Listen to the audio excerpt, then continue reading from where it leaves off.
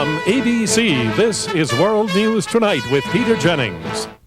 In the Brazilian city of Rio de Janeiro today, the biggest summit meeting ever has finally begun. For 2 years now, representatives of 170 nations have been preparing for the United Nations Conference on the Environment and Development, the Earth Summit, as it's called.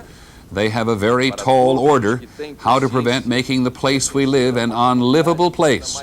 The summit opened with a warning from the man who organized it.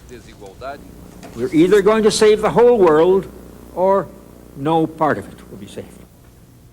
This is not going to be any ordinary summit meeting in Rio. The countries there have very different ideas about how to save the planet, and there's a very fundamental dispute which is unlikely to be resolved. Many of the so-called developing nations of the world believe that they are being asked to give up the benefits of a modern industrial nation, such as this one, in order not to further damage an environment which is already under tremendous strain because of what the industrial nations have done to it. Tonight and tomorrow we're going to look at a classic case, India. Our American Agenda reporter is Ned Potter.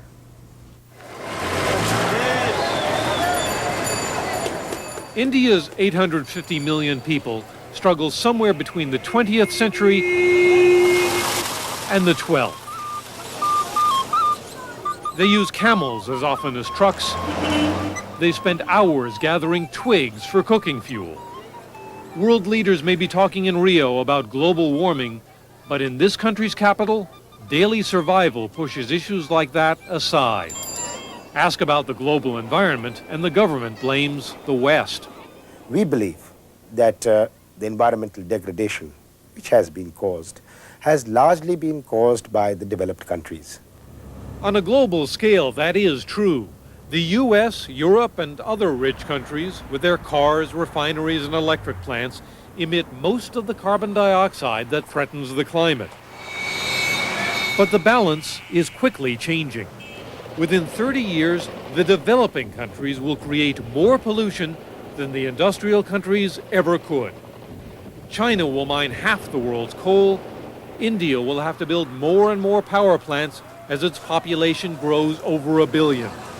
As these giant countries continue to modernize, they could triple their global warming emissions. The so-called third world could become a runaway first in producing greenhouse gases. Many of us have been very aware of the fact that if we all followed the Western lifestyle, you can kiss this world goodbye. This is a prime issue for the Earth Summit, how poor countries like India can develop without overwhelming us all. It will be especially difficult because as India's economy grows, millions of its people are demanding energy-guzzling consumer goods. I wish to have a TV, of course, color TV and a car. I want to buy a car, I want to buy a washing machine, I want to buy an air conditioner. So many of India's people want the same kinds of technology we have. And as all those bicycles turn to cars, that will mean more and more greenhouse gases. But despite the environmental consequences, many Indians argue they cannot be made to forego industrialization just because the West says so.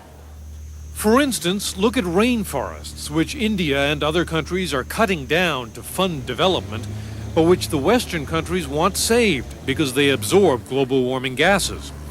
At Rio, the West had hoped for a rainforest preservation treaty, but the Asians said no deal. If you want us to stop cutting our forests and to conserve, then we have this great economic crisis on our hands.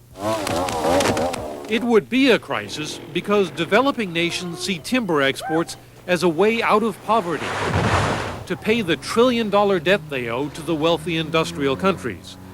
Now they say those same countries, which they often call the North, are trying to make them sign environmental treaties that cut off their hope of wealth. I don't think India should be signing anything. I don't think any developing country should be signing anything. It is the North which is trying to give us lectures. I think that's not right. In all their anger, the developing countries believe that, for once, they have some leverage. By sheer size, they can shape the future of the world's environment. If the poor continue to destroy their forests because they have to live, destroy their waters and their soils because they have to survive, sooner or later that is going to show up in global processes like climate change. Poor countries say the way out is for rich countries to provide them with non-polluting technologies. But that will take billions of dollars, sure to be argued hotly at the summit. For now, the industrial and developing worlds may be far apart, but each controls the other's future. Ned Potter, ABC News, New Delhi.